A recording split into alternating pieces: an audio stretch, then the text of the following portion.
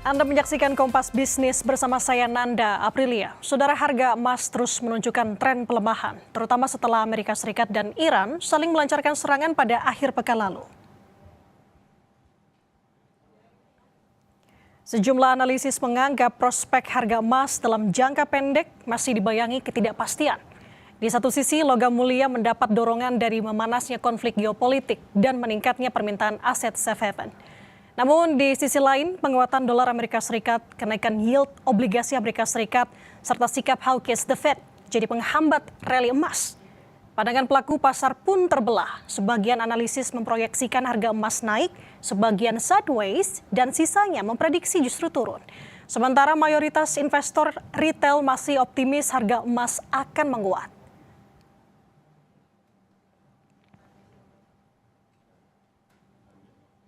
Pada perdagangan hari Senin pukul 19.24 waktu Indonesia Barat, harga emas dunia rontok 1,15% ke 4.066 dolar Amerika Serikat per troy ounce. Pelemahan ini memperpanjang tren negatifnya. Sementara pada perdagangan terakhir, pada Jumat pekan lalu harga emas dunia ditutup melemah 0,03% ke level 4.120 dolar Amerika Serikat per troy ounce. Secara keseluruhan harga emas melemah 1,31% pada pekan lalu, di mana harga emas dunia sempat menembus 4.200 per troy ounce setelah konflik Amerika Serikat Iran memicu kekhawatiran terganggunya pasokan energi melalui Selat Hormuz. Namun rally tak bertahan lama, harga berbalik turun mendekati 4.020 per ounce setelah pasar kembali melihat risalah The Fed yang masih membuka peluang menaikkan suku bunga jika inflasi belum juga terkendali. Sementara, jika ditarik lebih jauh lagi, pada 29 Januari, saudara, emas sempat menyentuh level tertinggi di 5.354 dolar per troy ounce.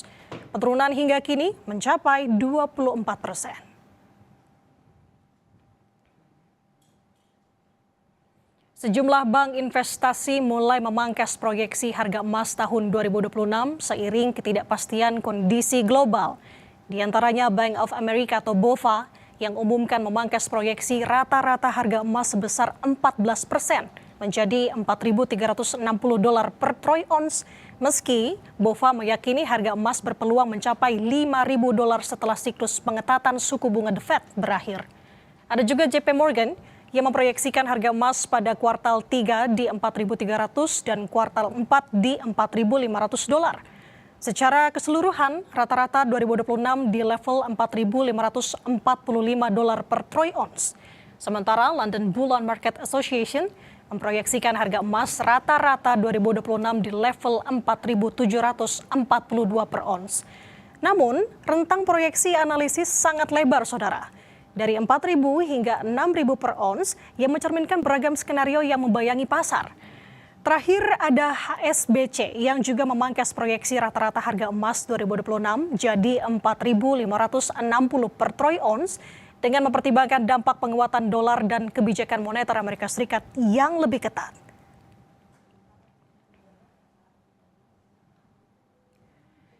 Sementara kita beralih ke dalam negeri, harga emas batangan Antam terpantau turun pada perdagangan Senin.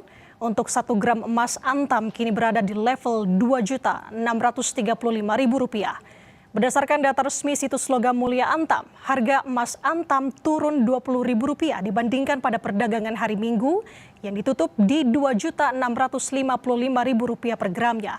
Sementara itu, harga buyback atau pembelian kembali juga melemah. Penurunan juga mencapai Rp20.000 jadi Rp2.395.000 per gramnya dibandingkan perdagangan pada sehari sebelumnya. Spread atau selisih antara harga jual dan buyback saat ini berada di kisaran Rp240.000 per gram. Sementara itu pada tahun 2026 ini harga emas Antam pernah menyentuh level tertinggi sepanjang masa pada 29 Januari yang pada saat itu berada di level Rp3.168.000 per gram. Penurunan harga hingga saat ini mencapai 17%. Saudara, apa yang menyebabkan harga emas terus mengalami penurunan? Sentimen apa saja yang membayangi dan bagaimana proyeksi jangka pendek dan juga jangka panjangnya? Sudah saatnya beli atau masih beresiko? Kita akan bahas bersama dengan Geraldo Covid, Market Analyst 2 Point Futures, yang sudah terhubung bersama kami di Kompas Bisnis pagi ini. Selamat pagi, Mas Geraldo. Selamat pagi, Mbak. Oke, Mas Geraldo, sebelum kita lebih spesifik menanyakan mengenai kondisi emas saat ini, tapi kalau Anda melihat harga emas kan terus tertekan belakangan ini. Dari analisis Anda, Mas Geraldo, sebenarnya faktor utama apa yang membuat harga emas terus turun saat ini? Oke, jadi yang menjadi faktor utama pada pergerakan pagi hari ini adalah terjadinya penyerangan di Selat Hormuz, di mana Selat Hormuz sendiri terpantau kembali ditutup oleh pemerintahan Iran akibat daripada eskalasi dengan Amerika Serikat.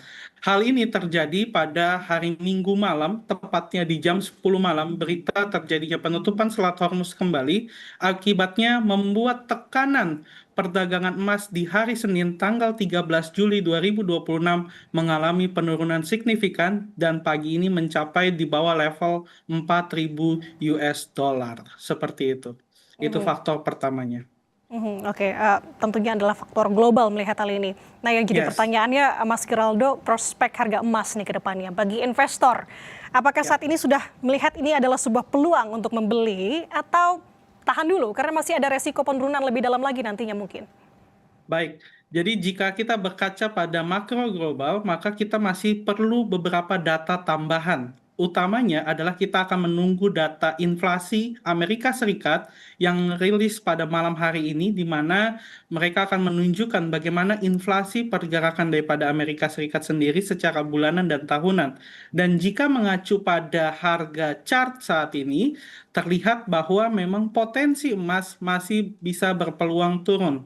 Artinya, jika investor ingin melirik pembelian harga emas, mungkin bisa menunggu lebih sabar beberapa data ini keluar terlebih dahulu agar bisa menjadi konfirmasi. Nah, menurut catatan saya, secara teknikal, saya melihat bahwa proyeksi harga emas secara jangka panjang ini masih berpeluang turun, yaitu bisa menuju area 3.885 hingga 3.800 secara time frame panjangnya ya, yaitu di weekly time frame. Tapi apabila kita melihat untuk investor yang mengambil jangka pendek, bagaimana nih prospeknya?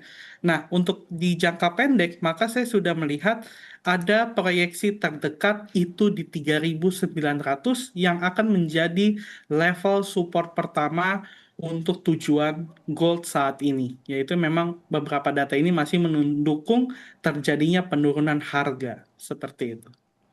Oke, berarti kapan itu yang disampaikan oleh Mas Geraldo mungkin kemungkinan akan terjadi di 3.000? Oke, baik. Untuk proyeksi daripada 3.885 harusnya ini akan terjadi di akhir bulan Juli ini ya, karena akan memasuki bulan Agustus dan tentunya di kuartal ketiga ini baru kita akan melihat adanya potensi kenaikan mungkin di akhir ya, karena memang kita perlu melihat dulu dan kita kan baru saja memasuki kuartal ketiga.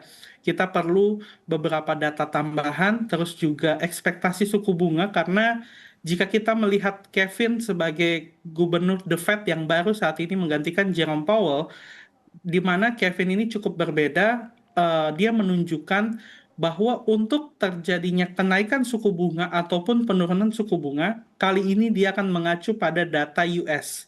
Dan kita melihat data US kali ini yaitu data tenaga kerja di non-farm payroll menunjukkan terjadinya perlemahan. Nah, akibatnya adalah bisa jadi inflasi ini masih tinggi karena inflasi sendiri kan memang ditargetkan di 2%. Nah, sedangkan data tenaga kerja itu sedang mengalami yang namanya penurunan. Akibatnya, inflasi belum bisa nih di bawah 2% dan kebijakan suku bunga lebih tinggi itu masih bisa terjadi. Sehingga untuk investor yang ingin mengambil pembelian emas, mungkin bisa menunggu di kuartal ketiga bulan Agustus, di bulan September untuk menjadi proyeksi pembelian kembali. Ataupun jika Anda ingin tidak takut ketinggalan, maka bisa beli secara bertahap. Jadi jangan terlalu terburu-buru, jangan terlalu menebak arah harga secara cepat karena memang potensi makro masih menunjukkan adanya potensi perlemahan. Seperti itu di emas. Oke, jadi bertahap ya, jangan langsung Ya, melihat kondisi saat ini. Nah, tadi sudah benar. disinggung oleh Mas Geraldo bahwa data-data ekonomi kita tahu data-data ekonomi Amerika Serikat khususnya yang akan dirilis dalam waktu dekat ini. Nah, tadi Mas Giraldo menyinggung mungkin proyeksinya akan menurun begitu ya. Akankah ini mempengaruhi ekspektasi pasar yang ujung-ujungnya akan berdampak ke pergerakan harga emas, Mas Giraldo? Yes, betul sekali. Pastinya ini akan mengacu lagi terhadap potensi emas ya, karena memang data US saat ini benar-benar mengacu dengan data inflasi. Karena yang kita tahu, ketika terjadinya eskalasi antara Iran dan Amerika Serikat, itu yang terjadi adalah kenaikan harga minyak. Nah, kenapa minyak bisa naik? Ketika minyak naik ini, itu akan membuat kenaikan inflasi yang cukup besar. Artinya, banyak negara yang akan mulai kesulitan. Dan ketika inflasi naik, mau tidak mau, suku bunga pun perlu dinaikkan. Dan ketika suku bunga dinaikkan, pastinya akan membuat nilai daripada aset safe haven kali ini emas masih belum menjadi proyek pembelian para investor. Akibatnya investor masih akan memegang dolar, kemudian juga mengincar aset-aset yang jauh lebih menghasilkan seperti obligasi yang tadi disebutkan ya, karena yieldnya masih tinggi dan emas masih belum mendapatkan prima donanya saat ini. Akhirnya ya udah kita masih akan menunggu bagaimana nih potensinya, apakah data inflasi ini bisa melemah atau tidak, karena ini akan menjadi katalis suku bunga ke depannya di tanggal 29 Juli, proyeksinya akan terjadi kenaikan 25 basis poin atau malah mengalami penurunan 25 basis poin. Seperti itu. Oke. Nah, ini yang jadi pertanyaan juga sebenarnya sepanjang sejarah pernahkah emas setertekan ini, Mas Geraldo? Tapi kita tahan dulu. Informasinya Ya. akan kita hadirkan usai jeda. Saudara tetaplah bersama kami di Kompas Bisnis.